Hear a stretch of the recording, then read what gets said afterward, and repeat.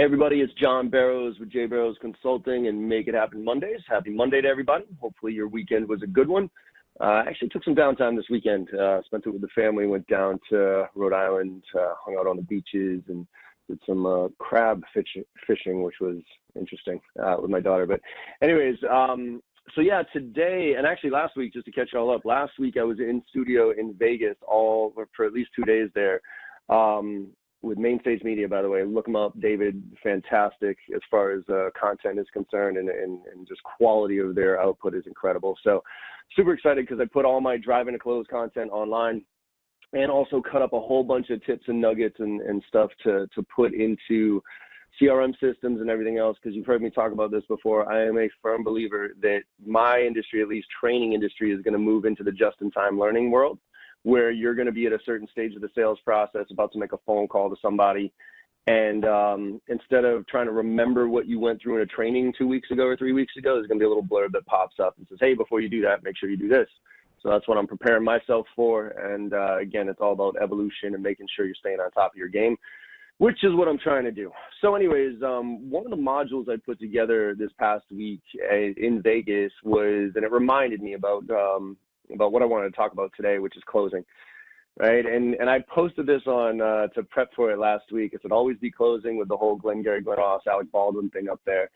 And I actually got a lot of feedback. If you go look on that LinkedIn post, there was a lot of people having some heated debate on what closing was, why you should close, and being super cheesy about it versus actually thinking about it. And I did that for a reason, with the Alec Baldwin, because I think there's a perception that closing is really just about, hey, I'm going to, I got to close you, and I got to say something, sneaky or pushy to get you over that line. And, albeit sometimes that is absolutely necessary. Sometimes you just got to put it to the person and say, look, are you going to do this or what? But I don't think it's necessarily all about always be closing, but I think it should be always be conscious of closing, because closing doesn't just happen. It cracks me up where people say, you just get a bunch of yeses all the way throughout this whole sales process, and all of a sudden, contracts come raining from the sky. That's not the way it happens. You do have to ask. There was a saying a little while ago, somebody told me that, great closers are willing to put their client in a mild state of temporary discomfort, just to kind of get them over the edge. It's kind of like if anybody's ever gone skydiving, right? And unless you're an expert, you usually go with a person who's tandem on your back, right? And they're there for two reasons. One is to make sure you pull the cord and you don't die. But the other reason is to make sure that you go, right? Because so many people get up there, they're like, oh, this is going to be great, get all those selfies, yeah, they're going to be, and they're up on the plane, they're like, all right, now it's John, you're up next. And you kind of waddle out there, you tell your friends it's going to be awesome, and then you get to the edge and you're like, whoa, no, absolutely not. I am not going to do this. Why don't you go, right? And what does that person on your back do, right? They lean forward a little bit and they get you out there, and then you're like, oh, this is the greatest time of my life. It's the same thing with closing. A lot of times people need to be nudged a little bit at the end, but also all the way throughout. And so I'm going to talk a little bit today about, the different types of closes and how at least I think we should be thinking about it, all right? Because, there's let me talk about the problem with closing in the first place. Sometimes if we're not conscious of it, we close too early or we close too late, right? So we miss out on that opportunity. Or we fracture the rapport because we did it the wrong way. For instance, I'm a very hard closer. I like the direct close in your face. And I actually appreciate it when people do that to me. But when you soft close me, I won't say I get disappointed, but I kind of do. It's like you did all this work. Now ask me for the business. It's like when I used to interview sales reps. One of my previous jobs, I would say closing throughout the entire conversation. I'm like, there's a closing role, closing. And I would answer, and then I would end every single interview the exact same way. I'd be like, all right, well, thanks so much for coming in today. I really appreciate it. We'll be in touch. And if that rep just got up and said, okay, thanks so much, John, I'm looking forward to hearing from you, and left, I wouldn't hire him. Because if you didn't pick up on the clues that this was a closing role and then didn't close me on your way out the door, how much more obvious can I make it, right? So, but if you said, hey, John, so thanks so much for your time, looking forward to the next steps here, just out of curiosity, at this stage of the process, would you hire me, or where do I stand against the other competition, or whatever it is? If you did that, I gave you a chance, all right? So, but again, if you do it the wrong way, So again, if you soft close me or didn't close me at all, you lose credibility there. But if you hard close somebody who's not a very direct closer, you fracture that relationship too. I think the biggest problem with closing is that it's almost always driven by the reps or the manager's agenda. So for instance, we got to close the end of the week, we got to close the end of the quarter, end of the month, whatever it is, end of the year to get our quota. And we push because we need it, right? And it's not on their timeline, it's almost always on ours. And that's why it comes across as pushy and salesy. And as a side note, that's why I love prospecting, by the way, because the number one solution to all of that is that I keep talking about is that big fat pipeline, which is why I still to this day prospect on a regular basis. So I don't ever have to be in that position where I need it by the end of the month or I need it by the end of the quarter. Again, I want to put myself in a position where I want your business. I don't need your business, which is why I prospect all the time. But that said, as part of the qualification process, that's why I'm trying to figure out what's your timeline, what are your priorities, and trying to back into that and lock you in on those. Because if I can figure out what your timeline is and what your compelling event is and all those different things, then I can push.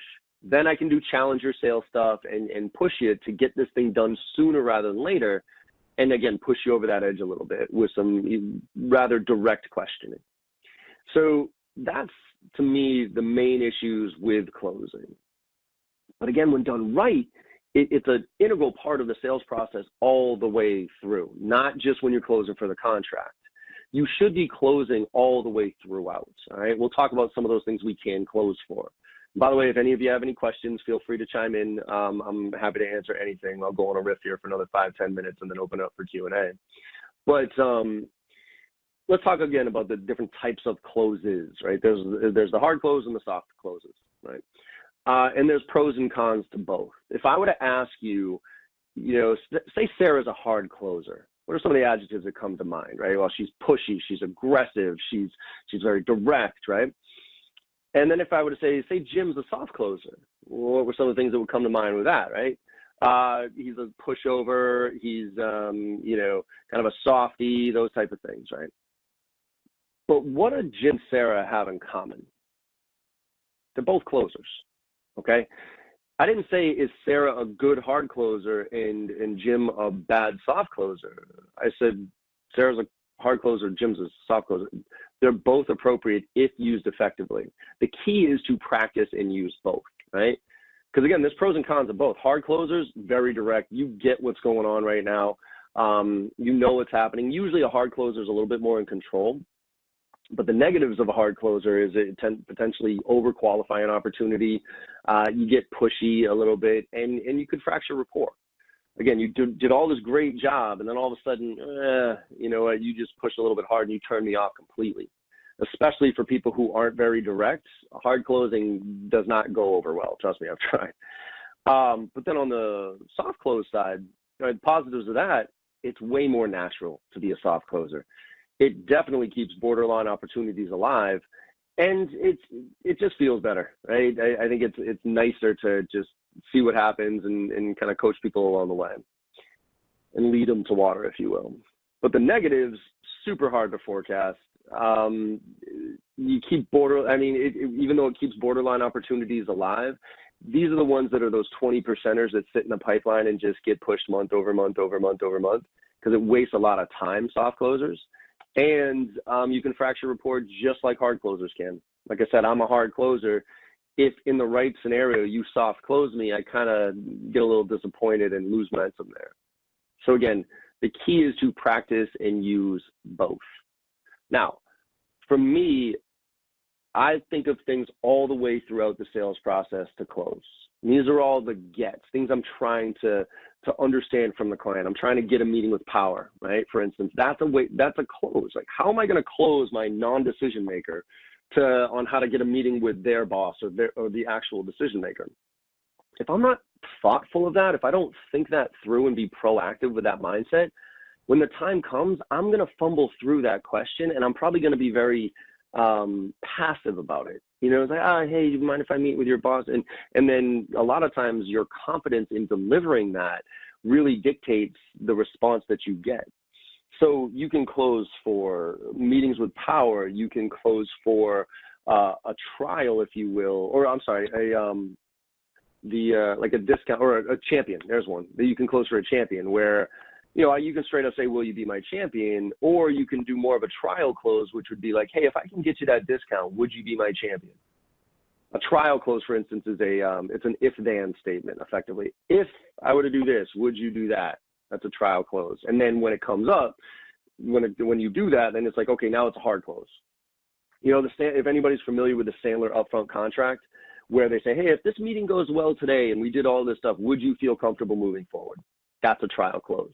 And for instance, I think we can and should do the trial close all the way throughout the sales process just to kind of test where we are. Hey, if you were to make a recommendation today, would it be us? That's a trial close, okay?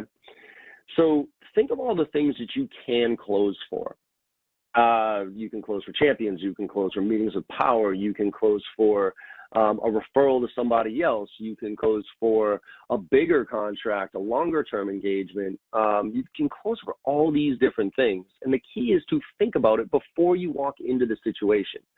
I do objection handling training and closing training. And my number one takeaway for both of those is be proactive versus reactive. Right? Most of us just react when it comes to objections or react when it comes, oh, you know, this is the time to close. But if you sit down and you think about it and you plan it out, you can be far more effective and more natural with it and not stumble through it. So for instance, I sit down before I go into a meeting with anybody and say, okay, what am I trying to get out of this meeting? What are my goals for this meeting? Again, I want to get a meeting with power. I want to get this type of information. I want to get the signed contract or whatever. I want to get the timeline. So before I go in, I say, okay, this is what I want to get. Now, who am I closing? Am I going after somebody above the power line or below the power line? My simple threshold for hard versus soft or direct versus indirect closes is the power line. Usually above the power line, I hard close I'm pretty direct with my close. Below the power line, I'm usually a little softer, right? Because the personas typically fall in line with that as well. So what am I closing for? Who am I closing? And then how am I going to close for it? Like, what am I going to say? Right? Am I just going to ask for it, or am I going to be a little bit softer about it? So it's worth thinking through some of the techniques, okay? Again, not to be the cheesy sales, look at me, I'm a closer, but to understand what the different techniques are and therefore how to apply them. When I went through closing training, I never really thought of my closing style. I just closed. You know, I relied mostly on my gut of when it was time to ask that question or when it was time to push a little bit or whatever. And I'll be honest, my gut wasn't always right. I missed out on a lot of opportunities, I think, a lot of buying signs where I missed or pushed too hard, again, because it was at the end of the month or the end of the quarter. Now I'm very thoughtful about it. And by putting labels on the closes when I went through the training, it really helped me think about them a little bit differently and say, oh, okay, now I understand what that is. I might have done it before, but now that there's a label on it, I can figure out where to use this and how to use it. So I'll share with you a couple of those, and then, like I said, open it up for some questions here. But some soft closes. Let's talk about let's talk about some soft closes here. Well, actually, no, let's talk about some hard closes. So there's the direct close, which is straight up, hey, you gonna sign the contract? And that's usually just at the end of the sales process, and it's usually for executives, like C-level executives. And usually, hey, not even just are you going to sign the contract, but are you going to sign the contract today, right? That's a pretty obvious one. Then there's the objection close, which is more along the lines of when somebody's objecting to whatever you're putting in front of them, whether it's price or whether it's certain features or something like that. You're like, okay, well, look, if we were to address that concern, would you be able to move forward with this? That's a hard close. And what you're trying to do there is just to understand, is that the real objection and is that the only one, right? Because that's what I ultimately want to get to. I want to get to one objection. Clients kill us with, hey, and this and this and this and this and this, and we're all over the place. But if I can pin them down to one thing and say, hey, look, if we were to address that, would you move forward? Would you sign the contract today? That's, again, a little bit more direct, especially if you're saying, like, would you sign it right now if I can address that? Then there's the reverse close, which is, why don't you think you should sign today? This one's really effective, actually, with people who are wafflers, people who are like, I don't know. I know we should, but, and they're kind of on the fence about it. what you do there is you just put it back on them. It's like, all right, well, why wouldn't you do this? Help me understand. And the reason that's hard is because it's awkward, right? Effectively, what you're saying is, why wouldn't you date me? Why am I ugly, right? And you're putting it on them to tell you that over the phone or in person. Then there's the negative or the walkaway close, which is actually one of my favorites, where you actually say, hey, you know what? You draw your walkaway line and you say, once they go below that line, you're like, look, I appreciate your time here. At this point, we're going to have to respectfully remove ourselves from consideration on this one because it's just not worth us doing business at that level. So I appreciate it. We're going to take our stuff and go home effectively, right? This one, if you've done your job, if you've shown value all the way throughout the sales process and you know you're the better solution compared to all the other ones out there, this one's one of the more powerful closes. Again, the two things you have to be very conscious of with this one is you have to know what your walkaway line is going in, and you have to be willing to walk away. You can't be like, all right, I'm out of here. Look, we're going to respectfully remove ourselves from consideration. I'm out. Hey, I'm leaving. You can't do that. You have to be strong with that one and just say, all right, appreciate it. Again, if you've done your job, shown value, and you know you're the better solution, this one has a real strong psychological power to this one because it gets people to, it shifts the power. I mean, they have all the power because they know you want their money. But when you take that off the table and then say, no, actually, I don't need your money, thank you very much. It's like, well, wait a minute. And they'll usually come back to you. For instance, if you've ever bought a car, and you haven't used the walkaway close, then you're leaving money on the table, all right?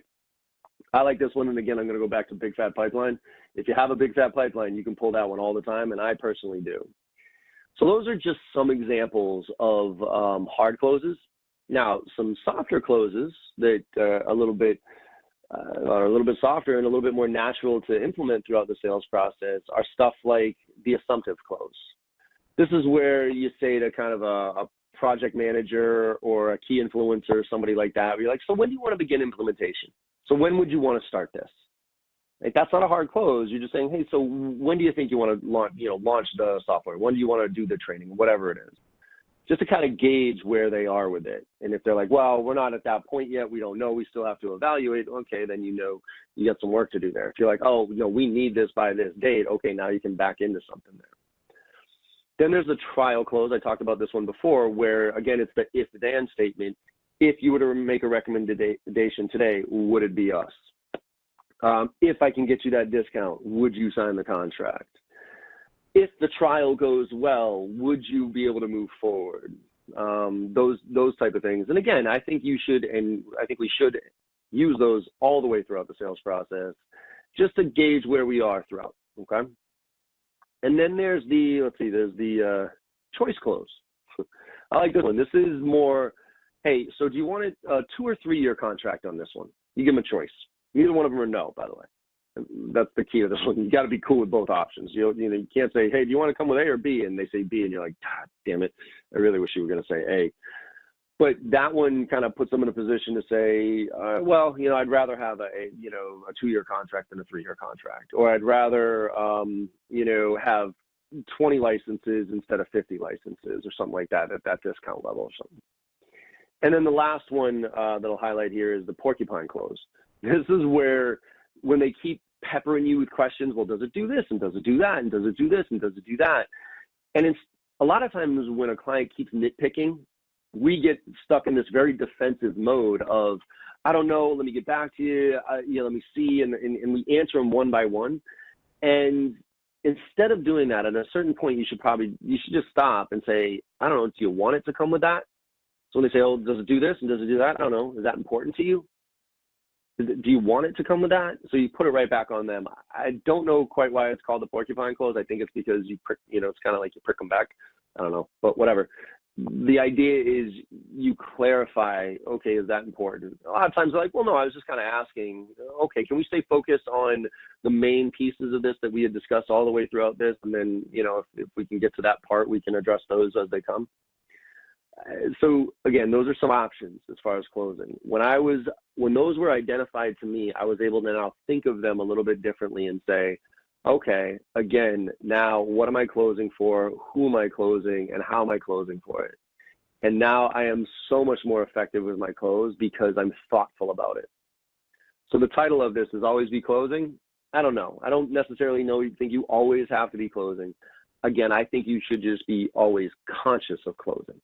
You should always be thinking about what you're closing, who you're closing. And by the way, if you get an objection, so say you go for a certain close and they object to it or they say no, what's your secondary get? What's your alternative here? It's still going to make you feel okay that this deal's moving in the right direction or you're on the same page with the client. Because maybe sometimes you were a little bit aggressive with what you were trying to close on. Always make sure you have a secondary gate for two reasons. One is if they object, you have something to fall back on. The other is if they say yes, you have something else to ask for. Who knows? They might be in a giving mood. All right. So make sure you think of that as you go into the process and practice closing. A huge recommendation I have, by the way, because closing is a lot about confidence and how you ask the question. If you're awkward in asking the question, it comes across as salesy and gross, right? So that's why people tend to push back on it. But if you're smooth with it, if you're very natural with it and you're just very direct, people tend to give you answers and also be very comfortable with silence, if you will. When you ask a closing question, there's a whole adage of whoever speaks first loses. I think that's kind of bullshit. But there is something to be said for asking a closing question and then letting the person think about it and being totally cool with silence. You got to be better with silence than everybody else is because silence is awkward, right? And somebody's going to want to fill in those gaps. So ask the question, then shut up. Going back to a huge recommendation I have for closing is practice. And I don't mean just practice with your clients and your prospects. I mean practice every day. Right? I mean, again, sales is one of the best professions in the world, mainly because we can practice sales everywhere we go. You know, every time you go to a restaurant, you know, try to get free dessert, or every time you go to a clothing store, try to get the discount, see if the sale's coming up next week, if you can get it this week. If you're going to a hotel, ask for the upgrade. Just ask, why not? Those are harmless situations that it might be a little awkward to ask, but the worst thing that happens is somebody says no. And what you do there is you build up your confidence, and so that when it matters, when you're about to go make it happen, and close for when it means putting money in your pocket, now you're way more natural at it. You're way more confident. Okay. So go practice closing everywhere you go. Let's light it up for some questions here. I got one from Mehdi. Actually came in a little bit before the session, and this was on how to create urgency. So the question is, how do you create urgency when a prospect tells you, we'll look into it next week, next month, or whatever it is? Mehdi, I think creating urgency is probably one of the hardest things to do in sales, okay? So we got to back out from that point and say, okay, what do we do to get there? And my whole thing is I am a very priority-based seller. So I dig for priorities. I dig for understanding really what's gonna move the dial here. And where are they trying to go as an organization? Because if I can't tie my solution to one or two of those, the likelihood of me creating urgency is not high. But if I find out where your CEO stood up in the beginning of the year and said, we have to grow 30% this year, and we have to increase our margins, and we have to, whatever it is, if I can tie my solution to those, now I can push a little bit on urgency. And also that's why I try to figure out what your timeline is for making this decision so I can back into that. Like if you need a go live date by this time, well, then we can back in and say, okay, well, it's going to probably take 2 weeks to get the contract going. It's going to take a week for implementation. It's going to do a little bit for training. So we're a month and a half out from a legit go live date. So that's why I need that contract now, all right? So those are some ways of creating urgency. But I think one of the biggest things I can recommend on this one is something that I think is one of the things that we should close. I think one of the most important things that we can get at any stage of the sales process, which is a defined next step scheduled on the calendar. So when somebody says, yeah, you know what, John, let's review this and we'll get back to you next week, I simply say, great, when next week? Oh, you know what, we'll get back to you at the end, probably Friday, something like that. Fantastic. You know what, and I'll say this, and you can play around with this one because I like it. You go, actually, you know what, you got your calendar in front of you? And then, remember, shut up. Because there'll be that little awkward pause where they realize that you got them. Because if they say no to that, they're blatantly lying to your face, okay? And usually, by the way, if you do this to a VP of sales, you'll hear, damn, I wish my reps would do this shit. Let's get this on the calendar. But if you put it there, you closing question. You got your calendar in front of you? why don't we just pick a time, right? This way I can get a yes or a no from you either way, and we don't have to play chase. Those two things are important, by the way. This way I can get a yes or a no from you either way, letting them know it's 100% okay to tell me no, and we don't have to play chase. Letting you know we're going to play chase, all right? And I'm better at it than you are, okay? That's my job here, for crying out loud. So, but if we get it on the calendar, and if we need to reschedule it, we can, but at least it'll be there so that, again, we don't have to play chase. So, you know, there's a lot of factors into creating urgency. I would look back at what questions you're asking to really uncover the true priorities, the true timeline, those type of things, and dig as deep as you possibly can with that. And then lock them into a defined next step while you have them on the calendar. I've talked about this before on Facebook, Make It Happen Mondays, you know, the rule of reciprocity. It's actually a human condition that talks about how as human beings, we're all bound, even driven to repay debt. And when somebody asks you for something, there's a fleeting moment that they actually feel obligated to give you something in return. And if they ask for it right then and there, it's actually quite easy for them to give you. And so that's why when somebody says, send me information, and we say, great, when do you want to follow up next week? And then we try to get that meeting on the calendar next week. That's why it's so damn hard. That's why we touch base and check in 45 times. But if I say, send me information, and I say, great, when do you want to schedule a call so we can follow up on that? You got your calendar in front of you. It's actually easier for them to give it to you right then and there because they just asked for something from you, okay? So try those things out. See if you can lock people in, but also see if you can dig a little bit deeper to understand what real urgency is for them, how you can create. They might not see it, but by asking some questions in a certain way, you might be able to uncover it and then hammer on it. And a lot of that has to do with their priorities as a business, okay? So see if there's any other questions here. It doesn't look like it for today, but let's see, actually a couple more. Nope. All right. So anyways, I do have to bounce a little bit early. Anyway, I have a webinar that I have to do here at 1 o'clock. Keep paying attention though on this one because first of all, I'm going to be coming out a ton more content coming up here soon. And also in a few weeks here, I'm going to have a good friend of mine on Make It Happen Mondays. And we're going to be talking about personal and professional branding. And you're not going to want to miss it. It's my boy Coca Sexton. We just talked this morning because I actually have some questions for Coca on my own personal and professional branding and how to mix those two. So hopefully it'll be a pretty interesting conversation. That one's coming up in a few weeks here. I think next week we'll figure out what a topic is. But if you have a question about a topic and you want me to talk about something, hit me up on Facebook Live, on Snapchat, on Instagram, all those different ones. And just be like, hey, John, if you could kind of go off on something like this or have a conversation around this on the next Make It Happen Mondays, I'd really appreciate it because I'm always looking for ideas from the audience here. All right. Anyways, everybody, summarize, think about closing, be proactive about it, and practice it. All right. Let's make it a great week. Make it happen. Have a great day.